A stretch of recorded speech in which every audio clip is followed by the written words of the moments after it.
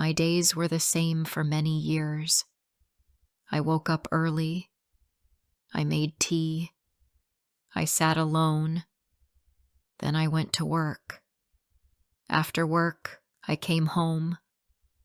I made dinner and watched TV. I did not have many friends. I did not talk to my family much. I felt safe in my small home, but I felt lonely too. My name is Emma. I was 32 when I met Noah. At that time, I thought I was ready for love. I was wrong. I met Noah at a small dinner party. My neighbor invited me. I did not want to go, but I went anyway. There were only 6 people. One man was quiet. He smiled at me when I sat down. He said his name was Noah. He was polite. His voice was calm. We talked about simple things. We talked about the weather, food, and music. I liked talking to him. 2 days later, he sent me a message. He asked if I wanted to meet for coffee. I said yes. We met at a small cafe. He asked many questions. He said, "I want to know more about you." I smiled. It felt nice. In the next few weeks, we met again and again. He came to my street. He waited for me outside work. He held my hand when we walked. He looked into my eyes when I spoke. He made me feel special. After 1 month, he said, "I want to be with you. I don't want anyone else." My heart felt warm. I said yes. I believed every word. In the beginning, Noah was kind. He called me every day. He asked if I ate. He brought small gifts. Once, he came with soup when I had a cold. Another time, he gave me a scarf when it was cold outside. He smiled often. He told me I looked nice even when I was tired. I told my friend, he is different. He is good. But after 4 months, something changed. He stopped calling first. He answered late. He said, "I am busy. Work is hard." I said, "Okay." I wanted to believe him. One weekend, we planned to watch a movie. I cooked dinner. I waited 2 hours. He did not come. I called him. No answer. I sent a message. He replied late at night. He said, "I was tired. I slept." No sorry. No care. Just words. Still, I said nothing. I told myself, he is just tired. He needs time. But the same thing happened again and again. He came late. He did not call. He said, "Stop asking so much." I asked less. I stayed quiet. One day, I saw him near a cafe. I was walking home. He was with another woman. They were laughing. She touched his arm. I stopped walking. My heart felt heavy. My hands felt cold. He did not see me. Or maybe he saw me and did not care. I walked home fast. My legs hurt. I closed the door and sat on the floor. I did not cry. I just sat there. My mind was loud. I felt lost. That night I looked at my phone. I wanted to ask him, "Who is she?" But I did not. The next day he called. He said, "Hey, how are you?" I asked, "Who was the woman at the cafe?" He said, "You saw me?" I said, "Yes." He laughed. "You always think too much. She is just a friend." I asked, "Do you love me?" He said, "Why do you always need words?" I said nothing. I ended the call. I made tea and sat at the window. I looked at the sky. It was gray. I felt the same. That weekend, he did not call. I waited. I looked at my phone many times. It stayed silent. I remembered the first time he smiled at me. I remembered the soup, the scarf, the sweet words. Where did that man go? Did he ever really care? I looked in the mirror. I saw a woman with tired eyes. I saw someone who gave love, but got pain. I asked myself, why do you still wait? I did not want to wait anymore. The next day, I cleaned my room. I saw a small box under my bed. It had things he gave me.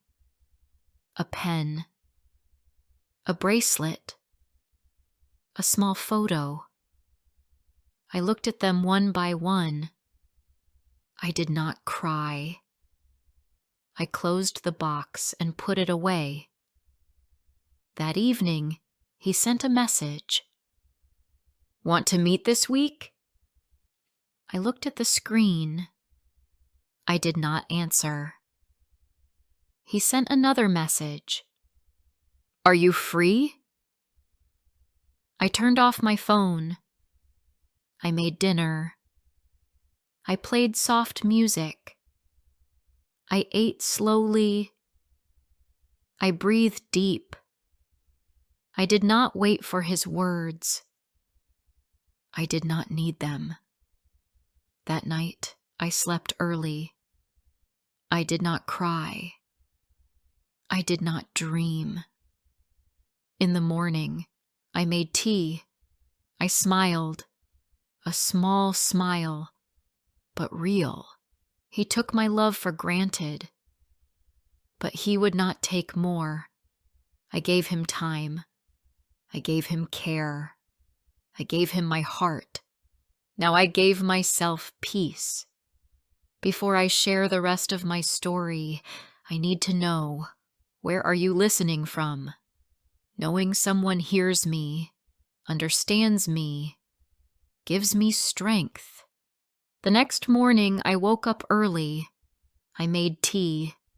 I opened the window. The air was cool. I sat down and closed my eyes. My phone was still off. It felt quiet. It felt good. For 3 days, I did not check my phone. I did not look at his name. I wanted to feel normal again. I wanted to remember who I was before him. I cleaned my room. I changed my bed sheets. I opened the windows. The house felt new. I played music. I made simple food. I ate on time. I drank more water. I did small things, but they helped. That week I walked to work. I looked at trees. I looked at people. I saw the world again. I felt tired but not sad. I was healing. One evening I turned my phone back on. I saw 6 messages from him. all short. One said, "Where are you?" Another said, "Why are you ignoring me?" The last one said, "Okay, do what you want." I read them all. I felt nothing. Not anger, not pain, just silence inside me. I did not answer. 2 days later, he came to my door. I saw him from the window. I did not open it. He waited for 5 minutes. Then he left. I sat in the kitchen. I did not cry. I did not smile. I just stayed still. That night I talked to my friend from work. Her name was Sarah. I never told her much before, but now I wanted to talk. We met at a small cafe. She looked happy to see me. I sat down.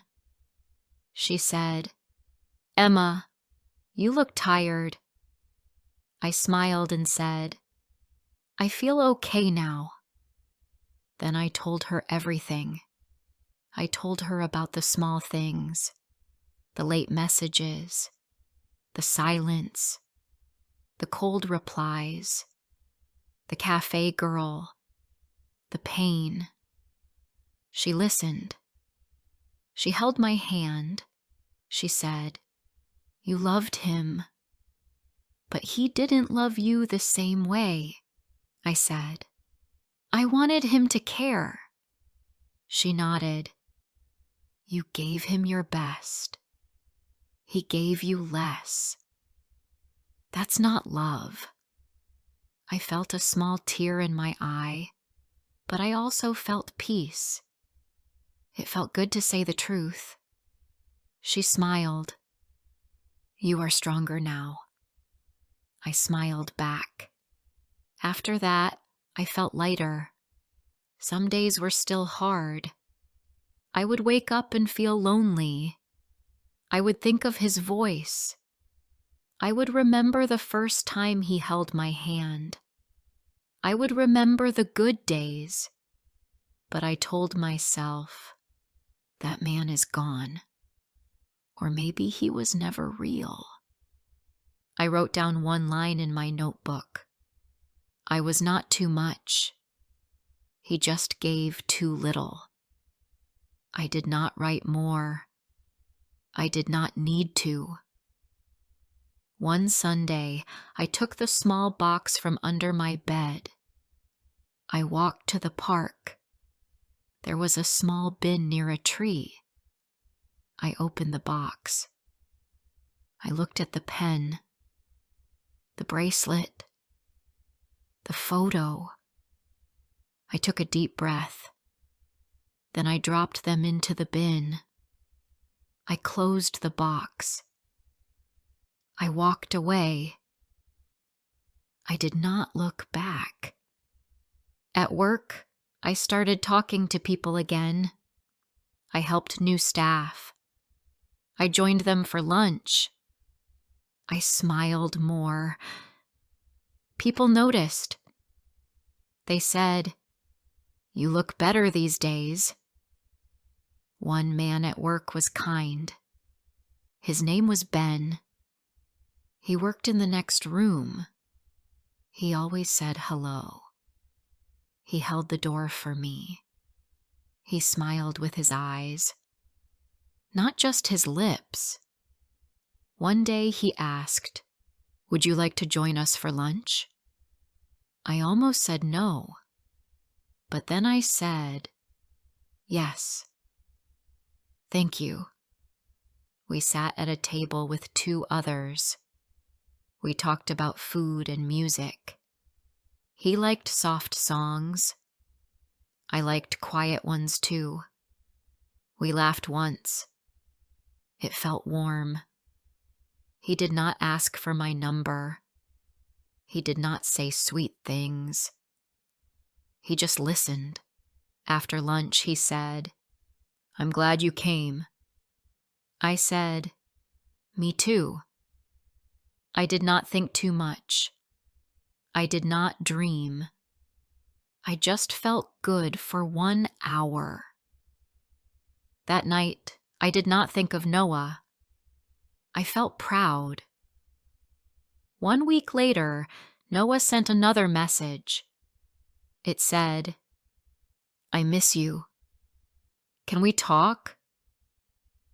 I stared at it for a long time. My hand wanted to reply, but my heart said no. He missed me now. But where was he when I waited? When I cried? When I sat alone? He missed the girl who waited for his call. But that girl was gone. I deleted the message. I turned off my phone. I sat near the window and watched the stars. I said to myself, "You did the right thing." 2 days later, I saw Noah in town. He was alone. He looked at me. I looked back. He walked toward me. He said, "Emma, I didn't think I'd see you here." I said, "I live here. I walk here." He laughed a little. "You look different." I said, "I feel different." He looked down. "You didn't answer my messages." I said, "I know." He said, "You didn't want to talk?" I said, "I wanted to talk before. You didn't listen then." He said nothing. Then he said, "I'm sorry." I nodded. "I hope you find what you want." He said, "Can we try again?" I smiled. A small smile.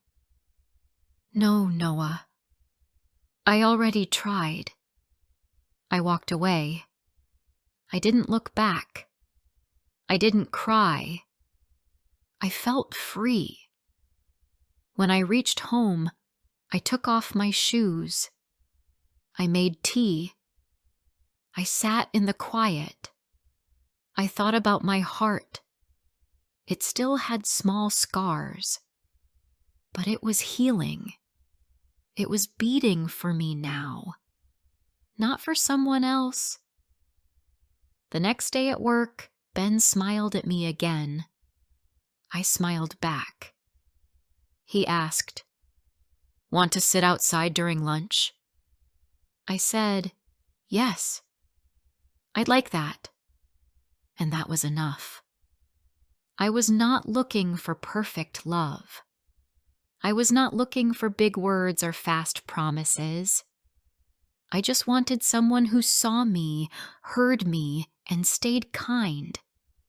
But before all that, I had to see myself first. I had to hear my own voice. I had to be kind to me. I chose peace. I chose respect. I chose me. And for the first time in a long time, that was enough. The days passed slowly, but they felt soft now. I was not in a hurry anymore. I no longer waited for his name to appear on my screen. I did not check my phone every 5 minutes. I no longer felt that cold worry in my chest. I woke up early. I made tea. I listened to the birds outside. I read the news. I went to work. I smiled at people. I said good morning. I felt like myself again. One Saturday morning, I went to the market. I bought apples, bread, and tea. As I walked home, I saw a woman with a baby. The baby laughed. The woman smiled. I looked at them and felt something warm inside. I was not sad. I was not jealous. I was just quiet and full of thought. I smiled too, but only for a moment. When I got home, I sat on my sofa and looked around. My flat was small but clean. It was peaceful. I used to feel lonely here, but not now. Now it felt like my own space, my home, my safe place. I made soup. I watched a movie. I sat with a blanket and closed my eyes. I felt tired, but calm. That night I thought about everything that happened. I thought about the first time I met Noah. I remembered that dinner party, the first smile, the way he asked me about my life. I remembered the first walk, the orange flower, the laughs, the hugs, the nights with tea and long talks. It was real in the beginning. I think it was. But then it became something else. He stopped trying. I kept giving. I gave too much. I forgot about myself. I looked at my hand. It was empty. No ring. No bracelet. Just my hand. And I thought, this is still enough. I am still here. I am still strong. The next week, Ben and I had lunch again. He asked me if I liked books. I said yes. He asked if I wanted to go to a book fair with him on Sunday. I said, that sounds nice. We met at the park entrance. It was sunny. He brought a bottle of water and a small paper bag with snacks. We walked slowly. We stopped at each table. He picked up a book and read a line. Then he smiled and handed it to me. I read the line and smiled too. We did not talk too much. We did not talk too little. It felt simple. No pressure. No rush. Just company. He did not ask me about my past. He did not tell me about his. He just stayed beside me. We walked through the fair. We sat on a bench and watched children run. He looked at the sky and said, "The weather is perfect today." I said, "Yes, it is." At the end of the day, he said, "Thank you for coming." I said, "Thank you for asking." He walked me home. At the door, he said, "Have a good night." I said, "You too." That was it. No big moment. Just a peaceful goodbye. But that peace was more than any gift. It stayed with me. That night, I slept with ease. I did not overthink. I did not wait for a message. I just felt quiet inside. And happy. The next few weeks passed in the same way. I focused on work. I helped my team. I joined a small English club on Saturdays. I walked more. I called my sister and spoke to her for the first time in months.